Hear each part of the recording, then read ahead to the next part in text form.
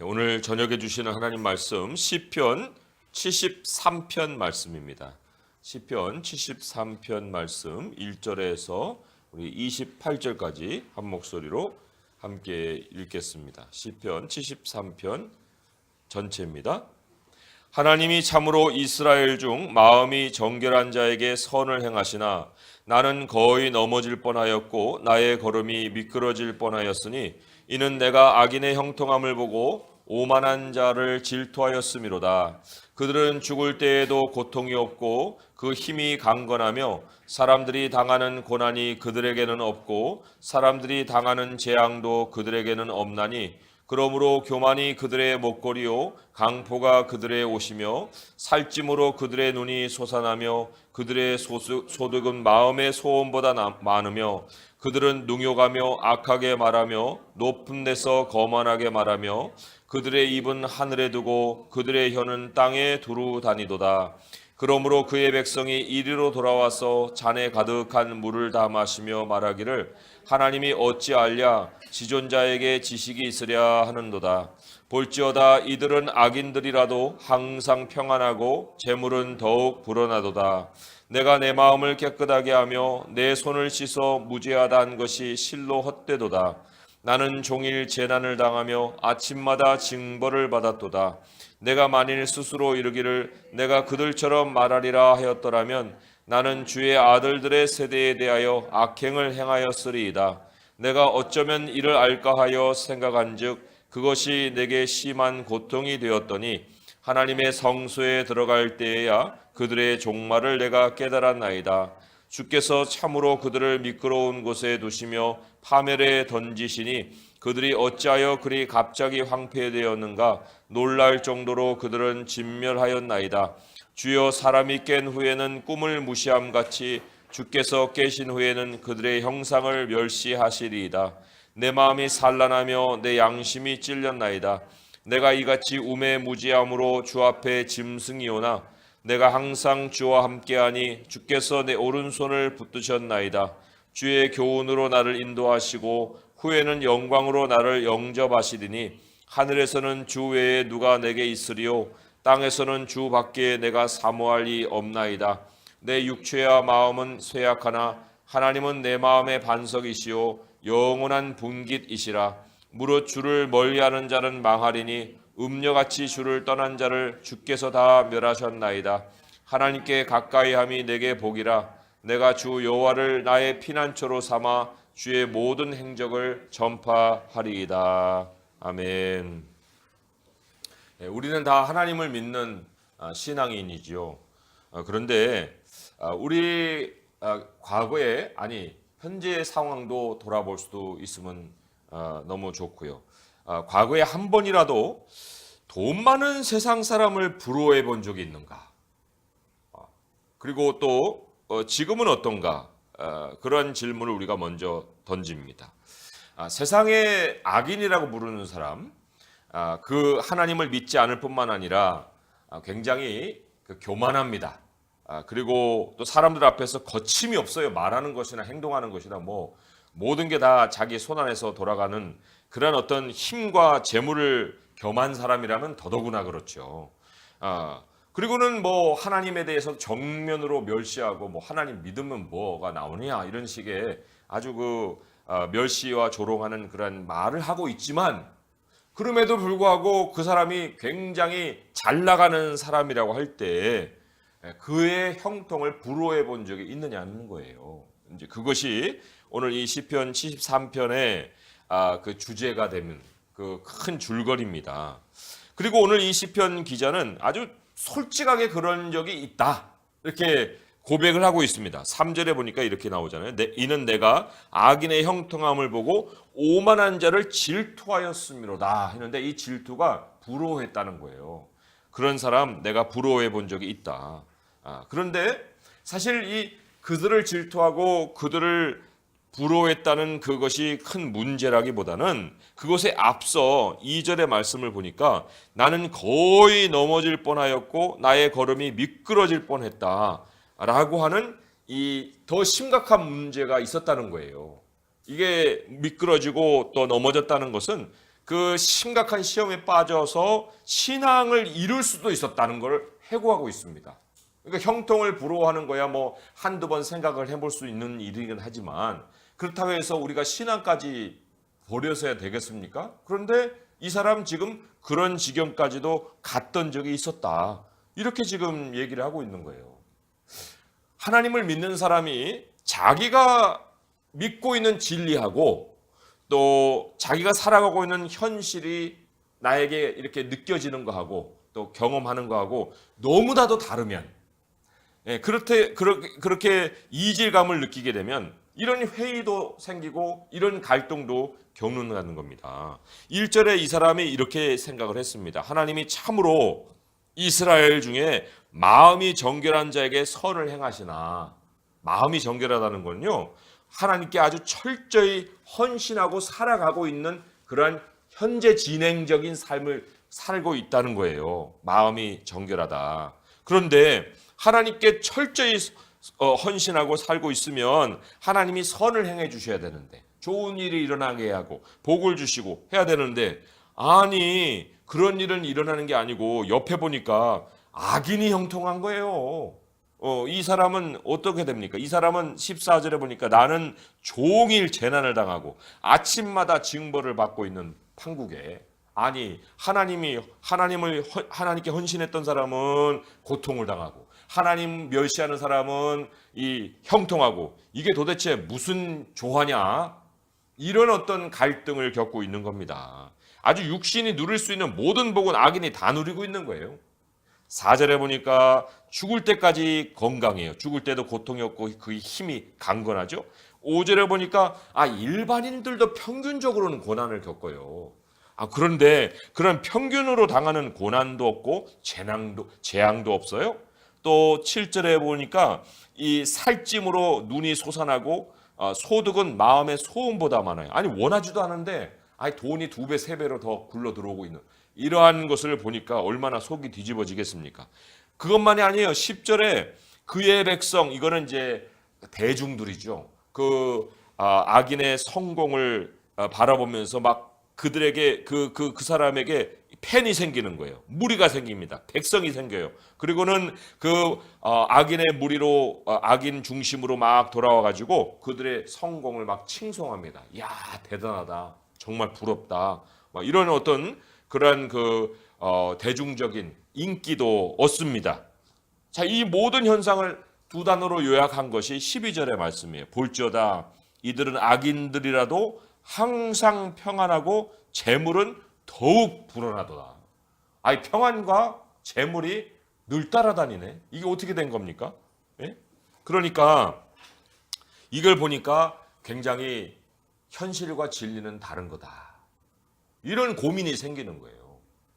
그뿐이 아닙니다. 이 악인들이 이제 그렇게 해가지고 뭐 조용히 살고 있는 것도 아니고 굉장히 자신감이 철철철 넘쳐버려 갖고 다 사람들이 자기 아래에서 보이는 거예요. 그래서 자기 아래에서 보이니까 다 시원찮아 보이고, 그러니까 뭐 거친 말도 서스럼 없이 하고, 그리고 뭐 능멸하는 말은 막 입에 붙어 있는 거죠. 그러니까 8절의 말씀이 이렇잖아요. 그들은 능욕하며 악하게 말하며 높은 데서 거만하게 말하며. 그런데 그렇게 한마디 한마디 힘 있는 말을 할 때 사람들이 막 분주히 움직이는 이것이 부러워 보이는 거예요. 이야, 어떻게 하면 저런 자리에서 사람을 한번 부려보지? 그런 생각도 가지는 거죠. 또 9절에 보면은 그들은 입은 하늘에 두고 그들의 혀는 땅에 두루 다닌다. 그들의 입은 하늘에 둔다는 것은 하나님 굉장히 우스워지는 거예요. 그리고 자기들의 말 한마디에 막 사람들이 이렇게 일사불란하게 움직이니까 자기 말의 영향력을 땅에다 펼치는 거죠. 그들의 혀는 땅에 두루 다니도다. 하나님 흉내를 내는 거예요. 하나님도 말씀으로 세상을 다스리지만 이 악인이 형통하고 웃자리에 이제 앉아 있게 되면은 그 말 한마디에 그냥 모든 사람들이 굽실굽실 하는 거거든요. 그러니까 자기가 이제 하나님인 것 마냥 신의 행동을 하는 거죠. 그리고 하나님은 그럼에도 불구하고 침묵한단 말이에요. 그러니까 11절에 말하기를 하나님 어찌하러 지존자에게 뭐 지식이 있어? 이렇게 이제 없는 하나님 취급하는 거예요. 그런데 거기에 반해서 이제 우리 시편을 지은 이 기자뿐만 아니라 우리 믿는 사람들 하루 종일 재앙을 당하고 또 고통을 당하고 날마다 아침마다 징벌을 받고 이게 도대체 내가 하나님께 헌신할 이유가 있었을까 하는 의문을 만드는 거예요. 그 13절에 이렇게 고백을 하잖아요. 내가 내 마음을 깨끗하게 하며 내 손을 씻어 무죄하다 한 것이 실로 헛되도다. 헛되도다. 하나님께 헌신한 게 이게 정말 헛된 일이었구나 하는 그런 고백을 하고 있습니다. 그래도 이 시편의 기자가 이게 내면의 갈등이 그냥 머물러 있는 거예요. 내면의 갈등과 또 내면의 어떤 신앙과 현실의 이질감을 그냥 드러내놓지 않고 이렇게 꾹꾹 참고 있는 이런 상황이었기 때문에 그나마 15절에 이러한 이 악행을 저지르지 않은 거예요. 내가 만일 스스로 이르기를 내가 그들처럼 말하리라 하였다면 나는 주의 아들들의 세대에 대하여 악행을 행하였으리라. 어떤 말을 했더라면이었을까요? 11절에 이런 말이었죠. 말하기를 하나님이 어찌하랴 지존자에게 지식이 있으랴. 하나님이 자기 백성 사정을 돌보기나 해? 나를 아시기나 하는 분이야?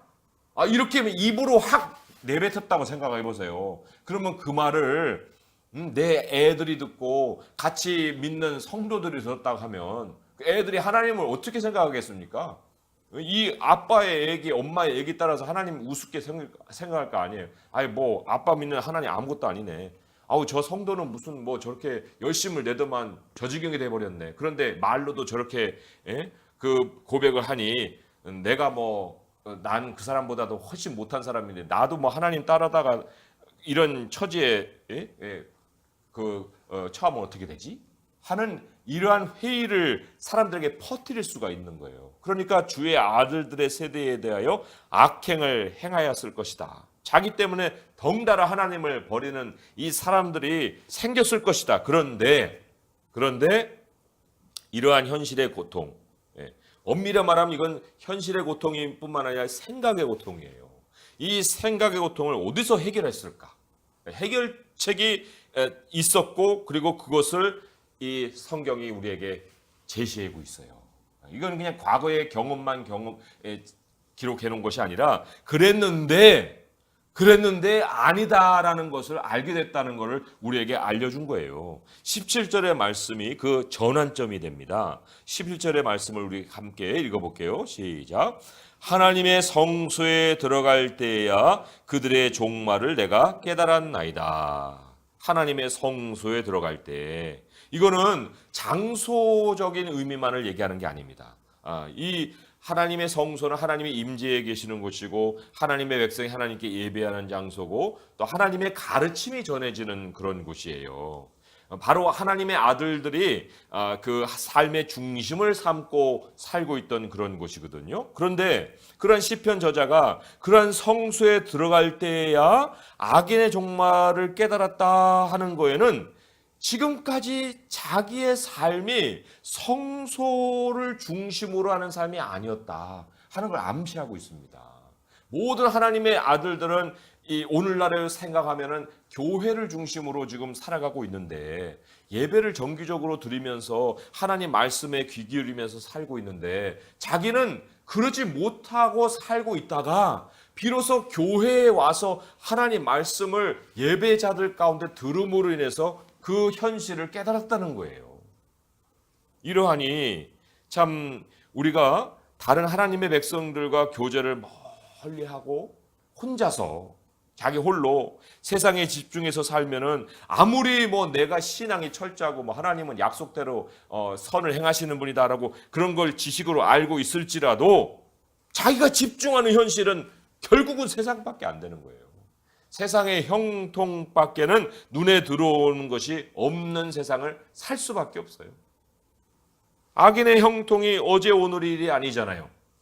그거는 뭐 과거에도 그렇고 오늘날도 그렇고 앞으로도 그렇고 그런 세상으로 펼쳐갈 것인데 그런데 그러한 세상을 우선에 두고 그 세상의 시야를 온전히 집중하고 그 세상 울타리에 갇혀버려 오게 되면 어떻게 됩니까? 그거밖에 안 보이죠. 인생은 시작이 있는 것처럼 종말도 있잖아요. 뭐 세상 사람들하고 장례식이 없습니까? 우리만 뭐 장례식 가서 그 뭐 입관 저기 그 발인 예배로 드립니까? 안 그래요. 세상 사람들도 죽는 사람들 하루에도 뭐 얼마나 많고 장례 의식을 얼마나 많이 치릅니까? 그런데 그런 죽음의 자리에까지도 사람들의 시야는 현재에 갇혀 있어가지고 죽음 이후를 생각하는 게 아니라 어떤 형편으로 저 사람 죽은 거야? 어떤 위치로 죽은 거야? 예. 그걸 먼저 생각하는 거예요. 그러니까 그 지위로 거기 뭐 함에다가 뭐 어떤 사장으로 죽었다, 회장으로 죽었다. 그러면 대단한 죽음을 죽은 거 뭐냐? 그렇게 죽음까지도 이 칭송을 하는 것이 세상이에요. 그러니 참 이 시편 이 기자의 이 깨달음 속에 우리가 우리 자신을 돌아본다고 할 때 정말 하나님의 사람이 있어야 될 그 자리에서 나의 일상이 계속 진행되고 있는가 하는 것이 그 항상 우리 자신의 그 체크리스트가 돼야 되는 거죠. 이런 시편의 기자와 똑같은 경험을 했던 일찍이 그런 경험을 했던 사람이 누구냐면 아브라함의 조카 롯이에요. 그 롯에 대해서 성경이 뭐라고 얘기하냐면요. 베드로후서 2장 7절에서 8절의 말씀에 이렇게 기록을 하고 있습니다. 잘 한번 들어보세요. 베드로후서 2장 7절에서 8절의 말씀. 무법한 자들의 음란한 행실로 말미암아 고통당하는 의로운 롯을 건지셨으니 이는 그 의인이 그들 중에 거하여 날마다 저 불법한 행실을 보고 들으므로 그 의로운 심령이 상함이라. 롯을 의인으로 얘기하고 있어요. 그런데 그 의로운 심령이 맨날 상하는 거예요. 소돔으로 강제로 끌려갔어요? 강제로 안 끌려갔어요. 자기가 선택해서 살 곳으로 택한 것이 소돔이었다고요. 그런데 결론으로 어떻게 됐습니까? 자기의 신앙도 갈등을 겪고 자기가 여태까지 쌓았던 재산도 다 잃어버리는 아픔을 겪었단 말이죠. 애당초 아브라함을 따라 나왔으면 끝까지 여호와 신앙으로 그 아브라함에게 순종하고 붙어 있었어야 되는데 재산이 불어나다 보니까 뭐 조금 다툼이 일어나는 일들은 있었겠지만 그 다툼으로 인해서 그냥 삶의 자리를 바꿔야 될 이유가 있습니까? 그런데 롯은 삶의 자리를 바꿔버린 거예요. 자기 삶을 먼저 세우겠다고 하나님의 백성을 떠나버린 거예요. 그러게 되면 어떻게 됩니까? 하나님의 백성이 부자를 칭송하고 재물을 칭송하고 형통을 높이는 세상 문화에서 악인들과 똑같이 되는 수밖에 없어요. 만약에 악인들과 똑같이도 되지도 않았는데 그 사람 신앙도 지키고 성공도 했고 재물도 얻었다? 두 가지 일을 다 맛봤다? 그럼 그 사람이 어떻게 살았다는 거예요? 그거는 뻔한 거예요. 교회를 떠나 홀로 개인이 되고서도 이 성공을 했다면 분명히 15절의 고백처럼 주의 아들들의 세대에게 악행을 행한 거예요. 세상 사람들처럼 말도 하고 주의 아들들의 세상 사람들에게 다른 참 안 좋은 부정적인 영향도 미치고 나중에 다 드러나서 그 사람이 믿는 사람이었어? 그러한 어떤 이 욕을 당하는 일을 행했다는 거죠. 그러니 우리 하나님의 백성이 그리스도의 몸된 그 교회를 떠나서 개인이 되는 순간 인생의 형통은 물 건너가는 것이다. 하나님의 백성이 형통이 없는 게 아닙니다. 형통이 있거든요. 있는데 그럼에도 불구하고 그 형통을 누리는 장소가 어디냐? 우리의 일상이 어디서 이 진행이 되느냐? 거기에 따라서 형통이 우리에게 계속되기도 하고 형통이 한번 왔다가 그냥 물거품처럼 사라지는 그러한 허망한 것이 되기도 한다는 거죠. 그래서 오늘 이 시편이 하나님의 사람이 신앙과 현실의 갈등을 겪지 않기 위해서 일상을 어떻게 살아가야 되느냐 하는 것에 대한 세 가지 교훈을 우리에게 남기고 있습니다. 첫 번째는 만약에 우리 가운데 또 우리 주변에 어떤 사람이 이러한 신앙과 현실의 갈등을 겪고 있는 상황 속에 있다면 오늘 15절의 말씀처럼 우리 주의 아들들의 그 세대를 먼저 생각해야 된다는 거예요. 주의 아들들의 세대를 먼저 생각해야 된다. 내가 만일 스스로 일기를 내가 그들처럼 말하려 하였다면 나는 주의 아들들의 세대에 대하여 악행을 행하였으리라. 그러니까 우리 주의 아들들의 세대를 생각한다는 것은 내 자녀가 하나님 앞에 서야 되는데 이 연약한 성도들이 하나님 앞에 서야 되는데 나의 형제와 나의 자매들이 하나님 앞에 제대로 서야 되는데 하는 그 하나님의 백성의 삶과 하나님 백성의 평안을 먼저 생각하고 우리가 누구에게 충성을 바쳐야 될 것인가를 다시 점검해야 됩니다. 내가 나의 삶에 대해서, 나의 성공에 대해서 우선순위를 두고 내 삶에 충성을 바치는 것이 우선이 되게 되면 하나님의 백성은 뒷전이 되는 거거든요. 그런데 여기에 주의 아들들의 세대에 대하여 악행을 행하였으리라 하는 이 어떤 후회스럽지만 그 후회하지 않을 그런 일들을 남긴 것은 하나님의 백성을 우선에 두어서 생각했기 때문에 다시 성전으로 돌아오는 그런 삶을 살 수 있었다 하는 고백이에요. 자, 그래서 이것과 연관되어서 두 번째 하나님이 우리 일상에 대해서 어떻게 우리가 살아야 되느냐 하는 교훈을 주시는 것이 뭐냐면 바로 우리는 하나님과 함께 예배하는 자리가 있는 곳에서 살아가야 한다 하는 거예요. 17절의 말씀이 하나님의 성소에 들어갈 때야 그들의 종말을 내가 깨달았나이다 하는 것처럼 하나님은 예배 자리에 우리가 앉아 있을 때 하나님의 백성이 깨달아야 할 교훈을 반드시 주십니다. 이게 내가 개인으로 있을 때는 전혀 깨닫지 못했던 그러한 하나님의 진리가 하나님이 우리를 불러서 다른 형제 자매들과 함께 예배드리는 그 자리에서 현실에 대한 총명을 주신다는 거예요. 현실에 대한 총명을. 우리가 막 바쁘다 보면은 개인의 경건은 뭐 고사하고 예배도 제대로 드리지 못하는 경우가 많이 생기거든요. 그런데 우리가 목숨을 정말 사수하고라도 목숨을 걸고라도 내가 예배 자리에는 반드시 그 자리에 있으리라 하는 그러한 마음을 가지고 그 자리에 앉아 있으면 하나님이 현실을 제대로 깨달을 수 있는 총명을 주신다는 거죠. 더더군다나 옛날에는 예배 자리가 결국은 모든 말씀을 들을 수 있는 그 모든 자리예요. 뭐 개인적인 성경책이 있습니까? 뭐가 있습니까? 진리의 말씀을 들으려면은 그 옛날에는 성소요, 그 다음에는 회당으로 찾아가야만 말씀을 들을 수 있잖아요. 지금이야 얼마나 우리가 좀 부유하게 말씀을 듣고 있는지 모릅니다. 그럼에도 불구하고 그리스도인들이 정말 하나님의 말씀 앞에서 살아가기 위해서라도 또 롯처럼 인생을 홀로 막 개척하는 그런 길로 혼자서 막 뛰어가지 않기를 위해서라도 인생 중심에 하나님을 예배하는 자리, 다른 하나님의 백성들과 함께 하나님을 찾는 그 교회가 반드시 있어야 된다. 이게 주님이 우리에게 주시는 두 번째 교훈이에요. 세 번째 교훈은 일상을 살면서 늘 영혼을 생각하라는 거예요. 영혼을. 현실의 문제에 부딪힐지라도 늘 영혼을 생각하라. 여기에 아까 읽은 17절에도 그들의 종말을 내가 깨달았다고 그랬고 20절에 보게 되면 주여 사람이 깬 후에는 꿈을 무시함 같이 주께서 깨신 후에는 그들의 형상을 멸시하리라 하는 말씀이 있습니다. 꿈, 도대체 어디가 꿈이고 어디가 현실이냐? 사실 그래요. 이 세상 사람들은요, 이 땅에서 엄청난 꿈을 꿉니다. 꿈을 이루려고 삽니다. 그렇잖아요?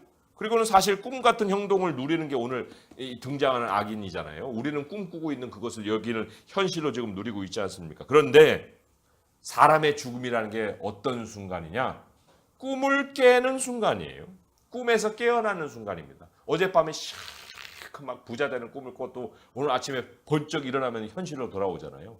마찬가지로 이 땅에서 부자로 엄청나게 현실로 뭐 현실가치가 아니고 현실로 누리고 막 살고 있어서 이게 단가 보다 했는데 갑작스럽게 죽음을 맞이했고 그 안에서 깼는데 이 땅에서 이 세상의 삶이 다 꿈이었어요.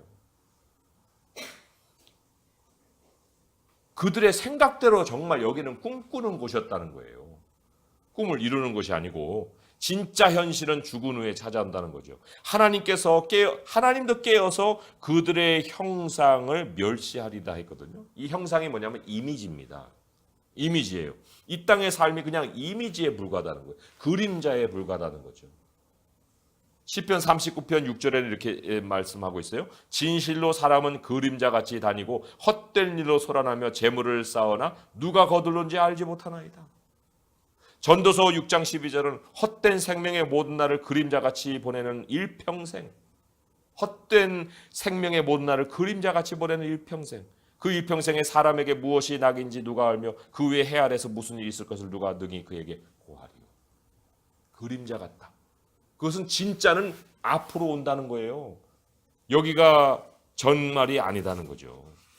그래서 사람의 진정한 현실을 누가 가르치는 것이냐? 하나님의 교훈이 가르치는 거고, 그 교훈이 우리에게 무엇을 주목하라느냐? 영혼을 주목하라는 거예요. 영혼과 연결되지 않은 모든 것은 그림자다. 24절의 말씀이 이렇게 기록되어 있습니다. 주의 교훈으로 나를 인도하시고 후에는 영광으로 나를 영접하시리니. 후에는 영광으로. 바로 이겁니다. 땅에서 말씀하신 하나님의 그 말씀이 그대로 장래의 영광으로 이어진다. 하나님의 말씀 우리를 여기 심기 위해서만이 아니라 이곳에서 이어져서 영원한 생명으로 끌어가기 위한 교훈의 말씀이라는 거예요. 우리 세 가지 다시 한번 정리해 볼까요? 내가 정말 세상을 향해서 달려가려고 하는 그 순간에 내가 먼저 우선해 둬야 될 게 주의 아들들의 세대다. 나만 혼자 살고자 하는 것이 세상이 아니다. 그들을 생각해야지. 그들을 생각해야지. 그리고 두 번째로는 내 삶의 중심에 예배가 있어야지. 하나님께 나가서 말씀 들어야지. 그리고 그 말씀을 들을 때 항상 무엇을 먼저 생각합니까? 영혼의 삶이 있지. 내가 여기서 살고자 성공하는 것이 끝이 아니지. 이게 바로 주님과의 동행이에요. 하나님과의 동행이라는 거예요. 죽음 이후에 사람의 참 현실이 하나님 한 분이신데, 그러면 이 땅에는 다른 현실이 우리의 중심입니까? 땅에서도 참 현실은 한 분이에요. 그때도 한 분, 여기서도 한 분. 그 여기 25절에 뭐라고 고백합니까? 하늘에서는 주 외에 누가 내게 있으리요? 땅에서는 주밖에 내가 사모할 리 없나이다. 하늘만 위해서 우리가 하나님 믿습니까? 아니에요. 땅에서도 주밖에 내가 사모할 일이 없어요. 사나 죽으나 하나님 안에서 우리가 사는 거예요. 그래서 하나님 사람이 세상을 가까이 하다가 당하는 이 심령의 고통을 우리가 뭐 때문에 겪어야 됩니까? 이미 겪어서 우리에게 다 알려주고 있는데. 그래서 우리는 이 세상을 가까이 하려고 하는 것보다는 주님을 가까이 하려는 우리들의 모습이 늘 우리 일상에서 확인돼야 됩니다.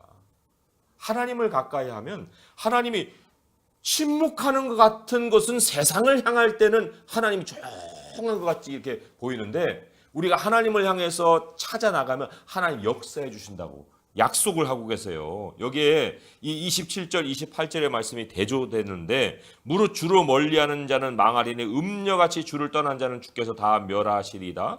반대로 하나님께 가까이함이 내게 복이라. 내가 주 여호와를 나의 피난처로 삼아 주의 모든 행적을 전파하리이다. 모든 행적을 전파한다는 게 뭔 얘기예요? 하나님을 가까이하는 사람이 얻는 복이 하나님이 그 인생에 역사해 주시는 실제 살아계신 하나님의 모습을 보여주신다는 거예요.